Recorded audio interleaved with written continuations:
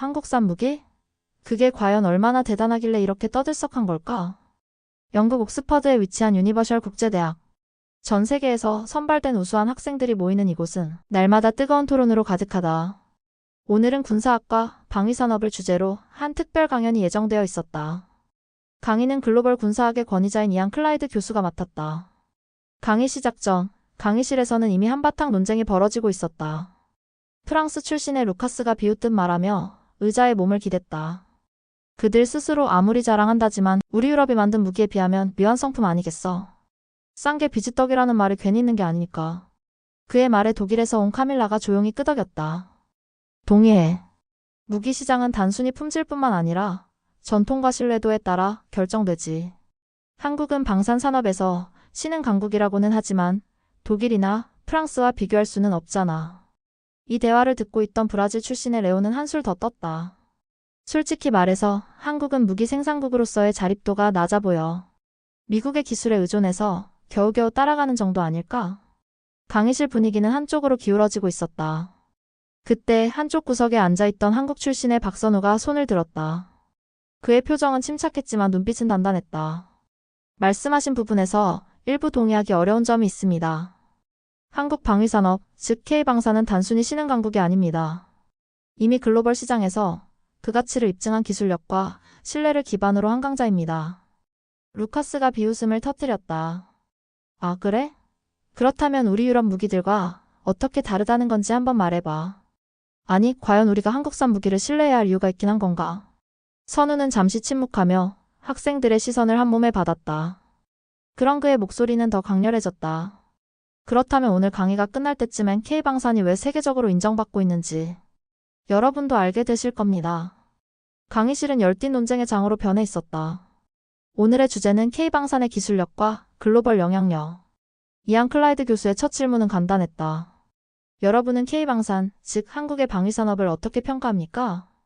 교수가 질문을 던지자마자 프랑스 출신의 루카스가 손을 들었다. 그는 특유의 여유로운 미소를 지으며 자리에서 일어섰다.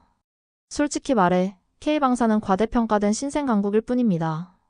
전 세계 군사 강국들을 대상으로 한국이 자랑하는 K9 자주포나 K2 전차가 얼마나 경쟁력이 있을지 의문이죠. 대부분의 고객들이 단순히 싼 가격을 이유로 구매하는 것 아닙니까?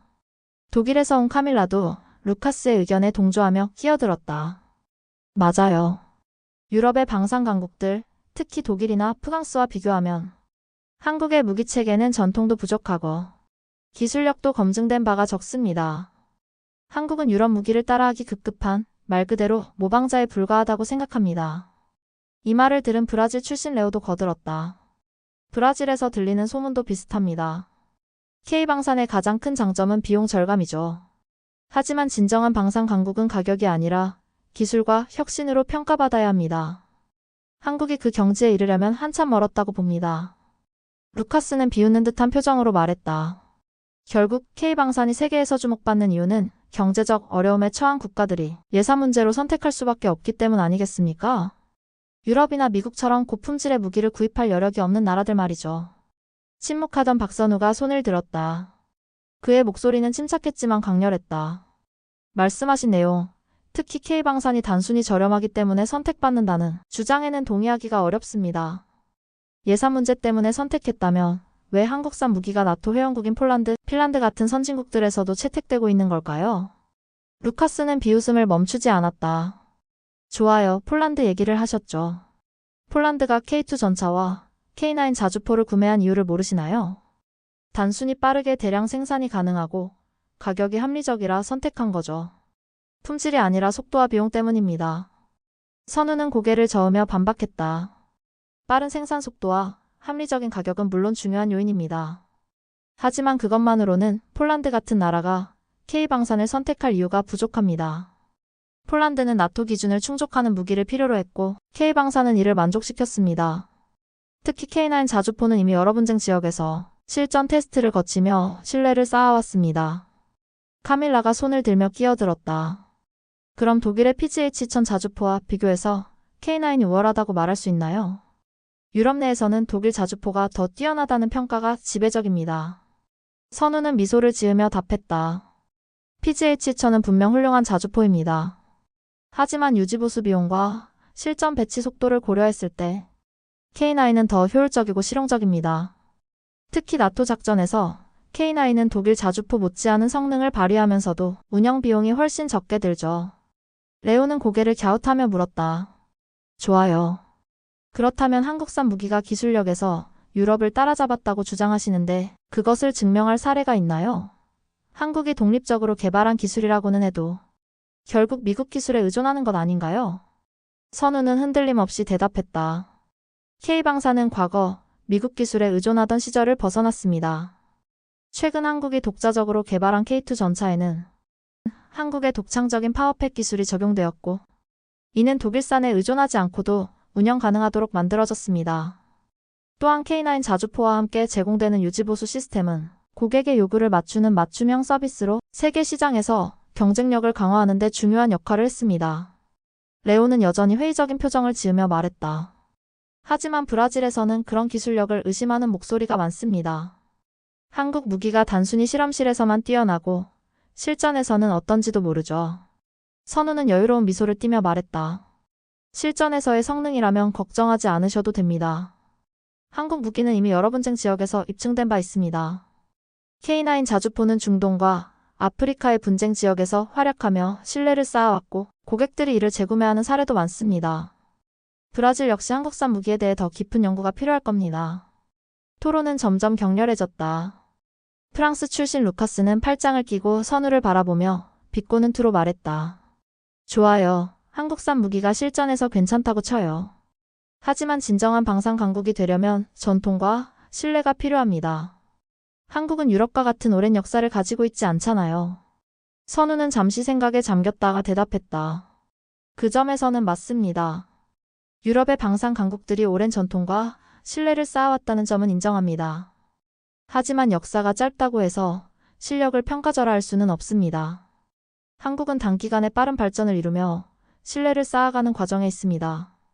실제로 K방사는 계약 이행률과 사후 서비스 면에서 세계 최고 수준을 자랑합니다. 카밀라는 약간 짜증 섞인 목소리로 말했다. 하지만 고객들이 결국 선택하는 건 무기의 품질이지 사후 서비스가 아니잖아요. 선우는 차분하게 말했다. 품질은 물론 중요합니다. 그러나 방위산업에서는 유지보수와 운영 효율성도 결정적인 역할을 합니다. K방사는 단순히 무기를 팔고 끝나는 게 아니라 파트너 국가들과의 신뢰를 바탕으로 장기적인 협력을 구축합니다. 이는 단순한 거래를 넘어선 동맹관계를 만들어내죠. 이안 클라이드 교수는 두 손을 들며 토론을 잠시 멈췄다. 흥미로운 논쟁이었습니다. 여러분 모두 K방산의 장단점에 대해 각자의 입장에서 잘 설명해 주었군요. 하지만 한 가지 기억해야 할 점이 있습니다. 방산 시장은 단순히 품질, 가격, 전통만으로 결정되지 않습니다. 신뢰와 협력, 그리고 글로벌 시장에서의 전략적 위치가 중요한 요소로 작용하죠. 그는 선우를 바라보며 말했다. 한국이 방산 강국으로 성장할 가능성에 대해 강하게 주장했군요. 앞으로도 한국이 보여줄 혁신과 도전이 기대됩니다. 그는 다시 다른 학생들을 돌아보며 말했다. 그러나 비판적인 관점 역시 중요합니다. K방산의 미래는 아직 확정된 것이 아닙니다. 오늘의 논쟁을 통해 다양한 시각을 이해하는 것이 우리가 배우는데 중요한 자산이 될 것입니다. 토론은 끝났지만 강의실의 분위기는 뜨거웠다. 각국의 학생들은 서로의 의견에 동의하지 않으면서도 한국 방산에 대해 새로운 시각을 얻게 된 듯했다. 강의실의 공기는 여전히 뜨거웠다. 이안 클라이드 교수가 던진 또 다른 질문은 토론의 불씨에 기름을 부었다. 자, 그렇다면 K방산의 세계적 영향력에 대해 이야기해봅시다. 한국산 무기가 국제적 평화와 안보에 실질적으로 기여하고 있다고 보십니까? 질문이 끝나기가 무섭게 인도 출신의 리 씨가 손을 번쩍 들었다. 그는 자신만만한 표정으로 자리에서 일어나 말했다. 솔직히 말해서 K방산의 무기가 국제 안보에 기여한다고 보기에는 아직 멀었다고 생각합니다. 예를 들어 한국은 무기를 판매하며 그 이익을 우선으로 하지 판매된 무기가 어떤 결과를 낳을지에 대해서는 크게 신경 쓰지 않는 것 같아요. 그의 발언에 강의실이 술렁이기 시작했다. 옆에 있던 이탈리아 출신의 줄리아가 그를 지지하며 말했다. 맞아요. 특히 중동과 아프리카의 무기 판매가 늘어나고 있는 걸 보면 한국은 단순히 무기 판매로 돈을 벌려는 상업적 목적이 강한 것 같아요. 국제 안보라는 명분은 그냥 핑계일 뿐이죠. 스웨덴에서 온 토마스도 끼어들었다. 게다가 한국 무기는 아직 세계 무기 시장에서 실질적인 영향력을 발휘한다고 보기는 어렵습니다. 한국산 무기가 중동이나 아프리카 같은 지역에서 사용된다고 하지만 그런 지역에서는 저렴하고 간편한 무기가 더 선호됩니다. 그러니 K방산이 세계적 안보에 큰 기여를 한다는 주장은 과장된 거 아닐까요? 토마스의 발언이 끝나자마자 박선우가 차분하게 손을 들었다. 좋은 의견입니다. 그렇지만 일부 중요한 점을 놓치고 계신 것 같습니다. K방산이 단순히 돈벌이를 목적으로 무기를 판매한다고 주장하셨는데 그렇다면 왜 한국은 무기를 판매한 국가들에 대해 철저한 교육과 유지보수 프로그램을 제공합니까? 이는 단순한 상업적 판매를 넘어선 책임 있는 태도 아닐까요? 리 씨는 비웃는 듯한 표정을 지으며 말했다. 교육과 유지보수가 중요하다는 건 인정합니다. 하지만 그런 서비스는 다른 선진국 방산 업체들도 다 하고 있는 거 아닌가요? 한국만의 독창적인 점이라고 보긴 어려울 것 같은데요. 선우는 미소를 지으며 대답했다. 물론 다른 나라들도 교육과 유지보수를 제공합니다. 하지만 한국은 무기를 판매한 뒤에도 고객 국가와 지속적으로 협력하며 무기가 단순히 전투에 쓰이는 것이 아니라 지역 안정에 기여할 수 있도록 지원합니다. 예를 들어 한국산 K9 자주포는 폴란드뿐만 아니라 폴란드, 에스토니아 같은 국가에서도 나토훈련에 사용되며 지역 안보에 기여하고 있습니다. 이는 단순히 싸고 효율적인 무기가 아니라 신뢰와 협력을 기반으로 한 시스템이라는 것을 보여줍니다. 브라질 출신의 레오가 손을 들고 발언을 이어갔다. 하지만 선우, 당신의 주장이 한국의 무기가 세계적 안정에 기여한다고 설득하기엔 부족합니다. 예를 들어 브라질에서는 한국산 무기가 높은 가격대에 비해 실질적인 혁신이 부족하다는 비판이 많습니다. 특히 한국의 K2 전차나 K9 자주포가 독일산 무기와 비교했을 때 독창성이 부족하다는 의견이 지배적입니다. 이를 어떻게 설명하실 겁니까? 줄리아도 고개를 끄덕이며 덧붙였다. 맞아요. 무기 시장에서 가격과 품질은 중요하지만 기술 혁신이 없다면 결국 시장에서 도태되기 마련입니다. 한국은 아직 유럽 방산 강국들처럼 독창적인 기술력으로 승부를 걸 정도는 아닌 것 같습니다. 선우는 잠시 생각하더니 조용히 입을 열었다. 레오와 줄리아, 좋은 지적 감사합니다. 하지만 한국 무기가 독창성이 부족하다는 주장은 조금 더 깊이 들여다볼 필요가 있습니다. 예를 들어 K2 전차는 독일산 파워팩에서 출발했지만 이제는 한국 자체 기술로 완성된 독립적인 무기체계입니다. 또한 K9 자주포는 전 세계적으로 가장 많이 사용되는 자주포 중 하나로 유지보수 효율성과 실전에서의 성능 면에서 독일이나 미국 무기에 뒤지지 않습니다. 오히려 한국의 방산 기술은 고객의 요구에 맞춰 빠르게 적응하고 혁신하는 유연성을 가지고 있습니다. 토마스가 반박했다. 그렇다고 하더라도 한국의 기술 혁신이 세계 방산 시장에서 게임 체인저가 될 만큼의 파괴력을 가진 건 아니잖아요. 아직은 기존 강국들에 비해 부족한 점이 많습니다. 선우는 고개를 끄덕이며 말했다. 맞습니다. 한국은 아직 유럽이나 미국처럼 방산 분야에서 전통을 가진 나라는 아닙니다. 하지만 단기간에 이룩한 성과와 발전 속도는 세계 방산 시장에서 주목받을 만합니다. 또한 한국은 독창적인 기술뿐만 아니라 고객 국가와의 신뢰를 기반으로 시장 점유율을 확대하고 있습니다. 예를 들어 K9 자주포는 단순히 싸기 때문이 아니라 유지보수와 교육 프로그램에서 보여준 신뢰 때문에 선택받고 있습니다. 이안 클라이드 교수가 두 손을 들며 논쟁을 잠시 멈췄다. 여러분, 논쟁의 열기가 뜨겁군요. 하지만 중요한 점을 놓치지 말아야 합니다. 방산 시장에서 기술력, 가격, 신뢰는 모두 중요한 요소입니다. 한국이 방산 강국으로 성장하는 데는 여러 요인이 작용했지만 가장 중요한 점은 빠르게 변화하는 시장 환경에 적응하는 능력입니다. 그는 선우를 바라보며 말했다. 한국의 방산 기술력에 대한 방어 논리는 훌륭했습니다. 하지만 레오와 줄리아의 지적처럼 한국이 아직 전통적 강국들과 동등한 위치에 있지는 않다는 점도 사실입니다. 그는 다시 다른 학생들을 돌아보며 덧붙였다. 논쟁은 끝이 없습니다. 하지만 오늘 논의된 내용은 단순히 방산 시장에서의 경쟁력을 넘어 국제 안보와 협력에 대한 더 깊은 이해를 이끌어냈습니다. 앞으로도 이러한 주제를 계속 탐구해 봅시다. 강의실은 조용해졌지만 각국의 학생들은 서로 다른 시각을 가지고 K방산에 대한 새로운 관점을 고민하기 시작했다. 강의실은 여전히 뜨거웠다. 하지만 이번에는 분위기가 조금 달랐다. 이안 클라이드 교수의 중재로 잠시 진정된 학생들은 각자 한국 방산에 대한 생각을 다시 정리하기 시작했다. 서로 강하게 대립하던 의견이 조금씩 바뀌고 있었다. 강렬했던 비판의 어조는 점점 사라지고 이제는 K방산이 가진 긍정적인 면을 인정하는 흐름으로 변화하고 있었다. 스페인 출신의 마리아는 차분히 손을 들었다. 교수님, 그리고 여러분, 제가 이전에 너무 단편적인 시각으로 K방산을 평가한 것 같아서 의견을 다시 말씀드리고 싶습니다. 사실 한국의 K9 자주포나 K2 전차 같은 제품은 단순히 가격 대비 성능이 뛰어난 수준을 넘어선 것 같아요. 제가 찾아보니 이 무기들은 실전에서 검증된 신뢰성을 바탕으로 국제적으로 인정받고 있더군요. 특히 나토 훈련에서 보여준 성능은 전 세계가 주목할 만한 수준이라고 생각합니다. 이 발언은 이전과는 확연히 달랐다. 마리아는 첫 에피소드에서 K방산이 유럽 무기들과 비교해 부족하다고 주장했던 사람 중 하나였다. 그녀의 변화된 의견에 몇몇 학생들이 고개를 끄덕였다. 저도 동의합니다. 필리핀 출신의 마이크가 말을 이었다. 솔직히 한국산 무기가 동남아시아 지역에서 많이 사용되는 걸 보면서도 그저 비용 효율 때문에 선택된 것이라고 생각했어요. 그런데 최근에 필리핀군이 카이 FA-50 경공격기를 도입한 이후 전술적 역량이 얼마나 강화됐는지 보고 나니 그 생각이 틀렸다는 걸 알게 됐습니다. 이건 단순히 싸고 좋은 무기가 아니라 정말로 성능면에서 뛰어난 제품이에요. 마이크의 발언이 끝나자 학생들 사이에서 웅성거림이 들려왔다. 선우가 미소를 지으며 입을 열었다. 여러분이 이렇게 K방산의 가치를 인정해 주시니 기쁩니다. 하지만 구체적인 사례로 더 이야기해보죠. 여러분, 2022년에 있었던 폴란드와 한국의 방산 협력을 기억하시나요? 폴란드가 K9 자주포와 K2 전차를 대량 도입하면서 한국은 단순히 무기를 파는 데서 그치지 않고 폴란드 현지에서 생산할 수 있도록 기술 이전까지 제공했습니다. 이는 단순히 돈을 벌기 위한 거래가 아니라 진정한 파트너십의 모델을 보여준 사례라고 생각합니다. 이 발언에 영국 출신의 앨리스가 고개를 끄덕였다. 맞아요. 그 점은 정말 감명 깊었어요.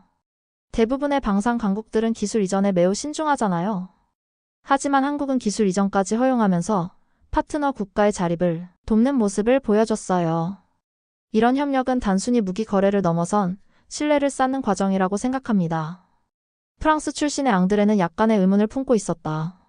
그렇다면 이렇게 많은 나라에서 K방산의 무기를 선택하는 이유가 단순히 가격 대비 성능이나 기술 이전 때문일까요? 저는 조금 더 근본적인 이유가 있다고 봅니다. 한국이라는 나라 자체의 이미지와 국제적 신뢰도도 무시할 수 없는 요인 아닐까요? 학생들은 앙드레의 말에 귀를 기울였다. 선우가 고개를 끄덕이며 대답했다. 정확한 지적입니다.